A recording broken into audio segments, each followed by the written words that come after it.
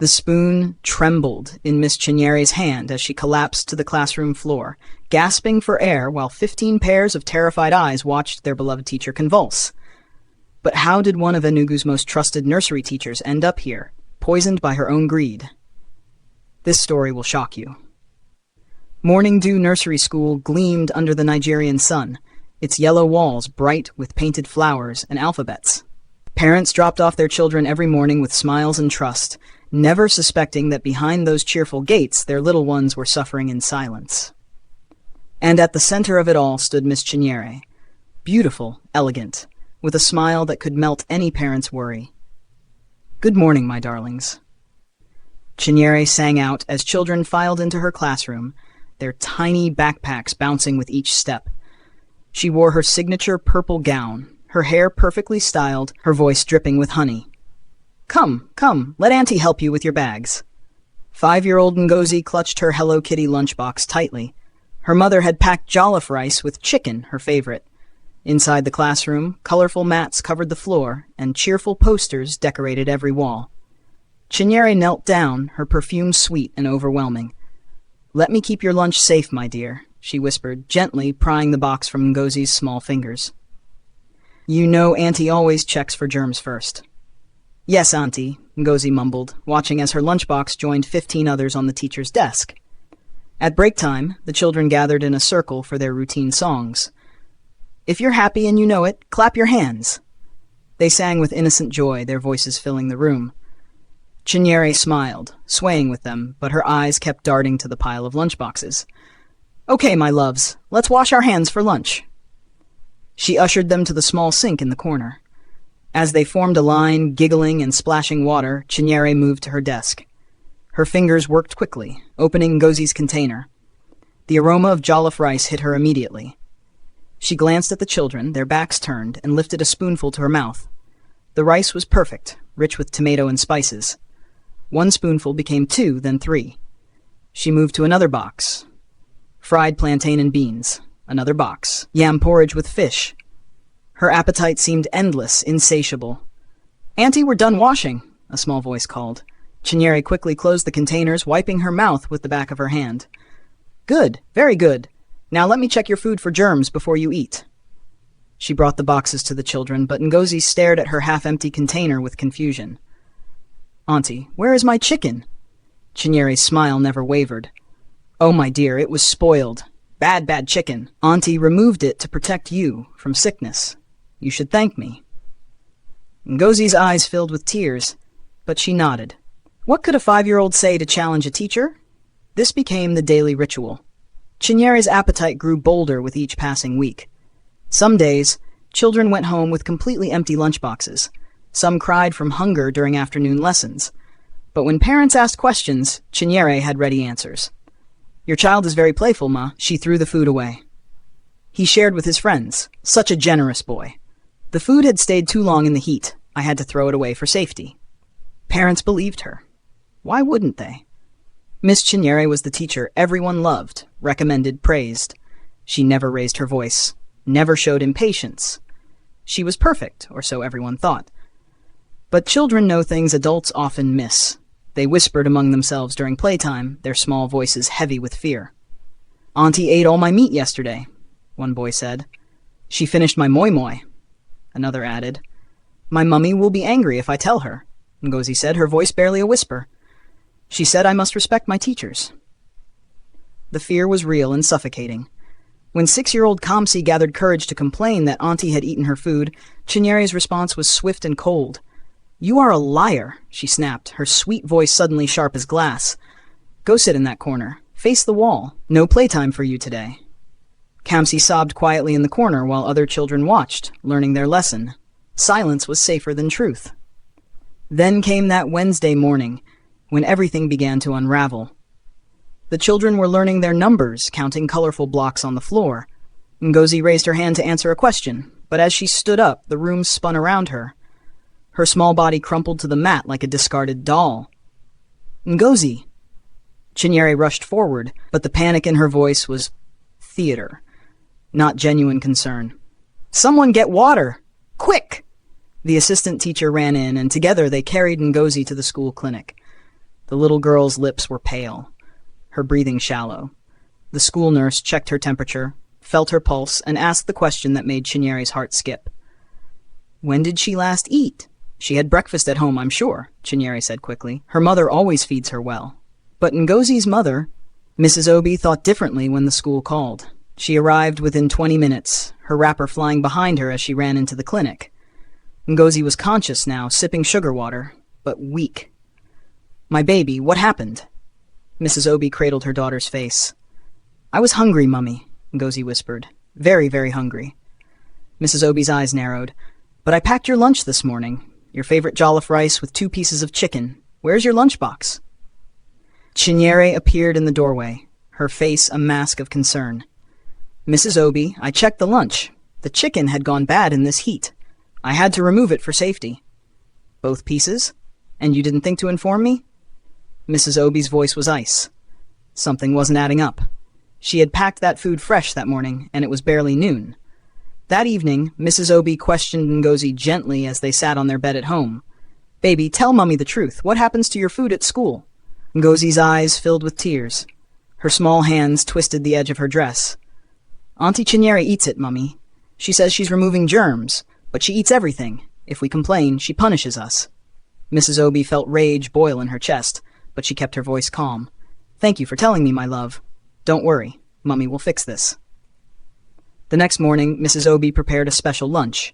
She made bitter leaf soup, the kind with an intense, almost medicinal taste. She added extra bitter herbs and dry fish with bones still attached. She packed it carefully and knelt before Ngozi. "Listen carefully. Today you will not eat this food, no matter what Auntie says. Tell her you are not hungry. Can you do that for Mummy?" Ngozi nodded, though confusion clouded her small face. At school, lunchtime came, as always. Chinyere collected the lunchboxes with her usual theatrical care.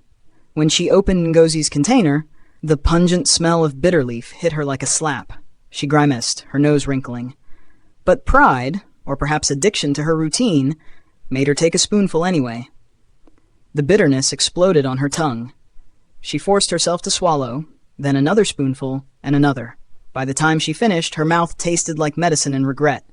She closed the container and brought it to Ngozi. "Here, my dear, eat your lunch." "I'm not hungry, Auntie," Ngozi said, exactly as her mother had instructed. "You must eat." Chinyere's voice rose slightly, irritation breaking through her sweet facade. "My tummy hurts, Auntie." Chinyere waved her hand dismissively. "Fine. Sit there then." At closing time, Mrs. Obi collected Ngozi with a neutral expression. But when she checked the lunchbox in her car, it was empty. Every last drop of that bitter soup gone. She had her proof. The next morning, Mrs. Obi walked straight into the headmistress's office. Mrs. Eziani, a stern woman in her 50s with gray-streaked hair and sharp eyes, looked up from her paperwork. "Mrs. Obi, good morning.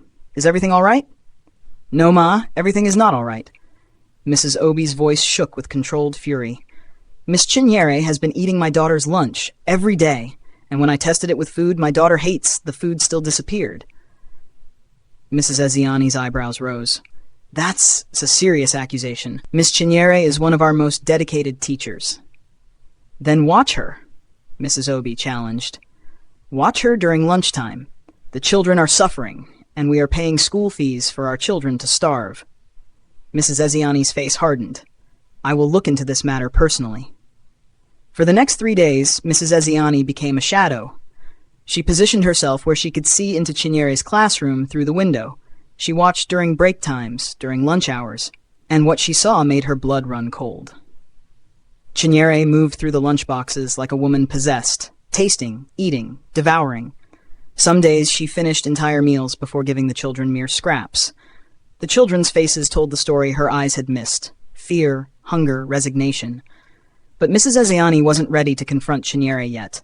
She needed something irrefutable. She needed more time. Meanwhile, Chinyere had noticed the increased attention. The headmistress's presence, the careful observation, it all made her paranoid and cruel. "You!" she snapped at a boy who yawned during lessons. "Are you tired? Then go stand outside in the sun until you wake up." The children grew quieter, more afraid. The classroom that once rang with laughter now felt like a cage. Then Marinma arrived. The new student came on a Monday morning, holding her mother's hand tightly. She was small for her age, with large eyes and a serious expression that seemed too old for her 6 years. Her mother spoke quietly with Mrs. Eziani in the office, while Mirinma waited, clutching a special lunchbox with her name embroidered on it. Mrs. Eziani called Chinyere into the office. "Miss Chinyere, this is Mirinma. She'll be joining your class. She has a heart condition, so she takes medication with her lunch. Her food is specially prepared and must not be tampered with. Is that clear?" Chinyere smiled sweetly. "Of course, Ma. I'll take special care of her." Mirinma's mother, Mrs. Adaisi, knelt before her daughter. "Remember what Mummy said. Your medicine is in your food. You must eat everything, and you must not let anyone else touch it. If anyone tries, you tell me immediately." "Yes, Mummy," Mirinma said, her voice surprisingly firm for someone so small. In the classroom, Chinyere introduced Mirinma to the other children, but her eyes kept drifting to that special lunchbox. What made this child's food so important? Her curiosity was a burning itch she couldn't scratch. At lunchtime, as usual, she moved to collect the lunchboxes. When she reached for Mirinma's, the little girl pulled it away. "Auntie, my mummy said nobody should touch my food." Chinyere's smile tightened. "I just want to check it, dear. I check everyone's food." "No, Auntie, my mummy said so." The other children watched this small rebellion with wide eyes.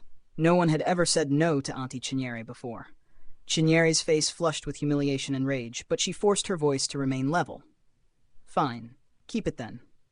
But her eyes promised revenge. For the rest of the week, Chinyere punished Mirinma in subtle ways.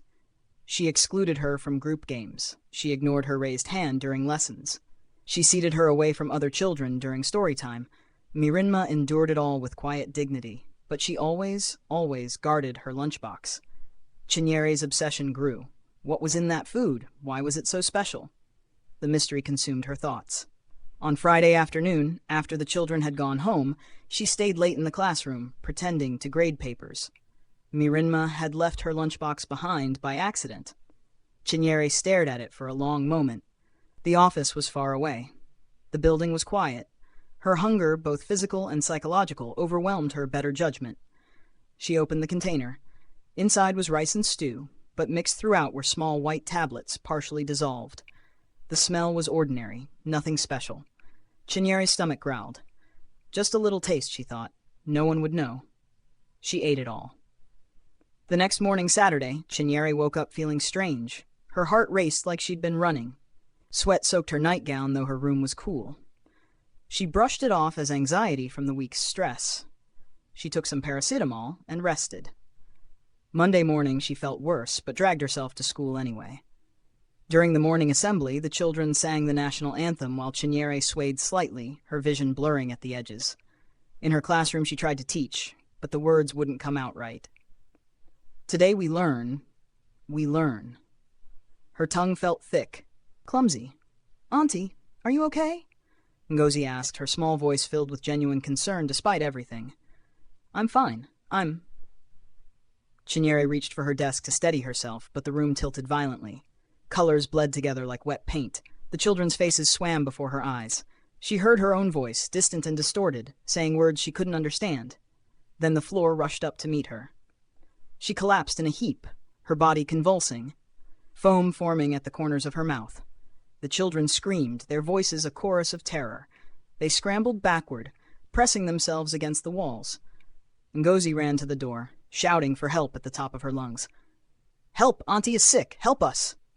Teachers rushed in. The assistant headmistress called for an ambulance. Mrs. Eziani arrived and immediately began clearing the traumatized children from the room, sending them to other classes. As paramedics loaded Chinyere onto a stretcher, Mrs. Eziani noticed Mirinma's lunchbox still sitting on the shelf where it had been since Friday. At the hospital, doctors worked quickly. They pumped Chinyere's stomach, ran blood tests, checked her vitals. Dr. Okoro, a middle-aged cardiologist, pulled Mrs. Eziani aside in the corridor. The tests show extremely high levels of digoxin in her system. That's a powerful heart medication. Where would she have gotten such a drug? Mrs. Eziani's mind raced, then clicked. "Doctor, we have a student with a heart condition who takes medication with her food. Could that be it?"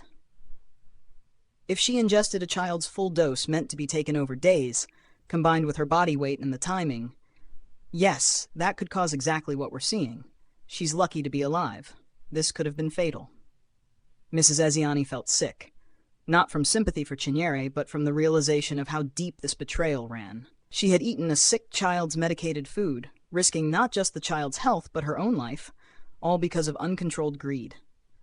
She called an emergency staff meeting that evening.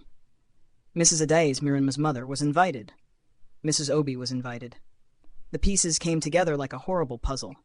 How long has this been happening? Mrs. Adae's voice trembled with rage. My daughter could have gone without her medication because of this woman's greed. We're implementing immediate changes, Mrs. Eziani said, her voice heavy with shame and determination. CCTV cameras in every classroom. No teacher will handle students' food without supervision. We're creating a child safety committee with parent representatives, and Miss Chinyere will never work with children again. Mrs. Obi spoke up, her voice raw. My daughter fainted from hunger. She was afraid to tell me the truth because she thought she'd be punished for disrespecting her teacher. How many other children suffered in silence? How many went home hungry while we praised this school? The room fell silent. The weight of that question hung in the air like smoke. Chinyere remained in the hospital for 5 days. When she was finally discharged, she looked like a ghost of herself. Her skin was gray, her movements slow and painful. She submitted her resignation letter without meeting anyone's eyes. The teaching council was notified. Her name was blacklisted. As she walked out of the hospital gate, leaning heavily on her sister's arm, she could hear children's laughter from a nearby playground. The sound that once brought her joy now felt like mockery. She had destroyed her career, her reputation, her health, all for stolen scraps of children's lunches. Back at Morning Dew Nursery School, life slowly returned to normal. The CCTV cameras were installed. Parents were given access to live feeds during lunch hours. A new teacher, young and kind, took over Chinyere's class. The children gradually began to trust again. On Miranma's first day back after the incident, she sat with Ngozi during lunch. They shared their food willingly, laughing as they tried each other's meals. Ngozi's lunchbox was full of jollof rice and chicken, and this time, every bite went exactly where it belonged. Mrs. Eziani stood at her office window, watching the children eat in peace, their faces bright with innocent joy. She thought about Chinyere, about how easily trust could be broken, how authority without integrity becomes tyranny, even in something as simple as a nursery school classroom. She picked up her phone and recorded a voice memo for the staff meeting. Authority without conscience turns kindness into cruelty. We are not just teachers. We are guardians. We are protectors. And we must never forget what happens when we fail that sacred duty. In her small rented room across town, Chinyere lay on her bed, staring at the ceiling. Her hands still trembled from the medication in her system. Her heart beat with an irregular rhythm that doctors said might never fully stabilize. She had gained nothing and lost everything. The children she had stolen from were moving on, healing, learning to trust again. But for Chinyere, the lesson came too late. Greed had promised satisfaction but delivered only emptiness. It had promised power but delivered only shame. It had fed her body while starving her soul.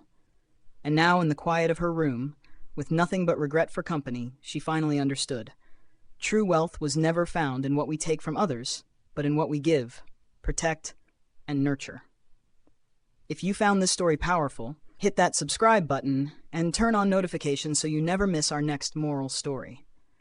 Drop a comment below telling us what you think about Miss Chinyere's actions. Was her punishment enough? Should schools have stricter monitoring? And smash that like button if you believe in protecting our children. Your engagement helps us reach more people with important stories like this one. The greatest treasures we can possess are not things we can touch or taste, but the trust others place in us and the integrity with which we honor that trust. Miss Chinyere forgot this truth, and it cost her everything. May we all remember that greed devours until it devours its owner, and that contentment, not consumption, is the path to lasting peace.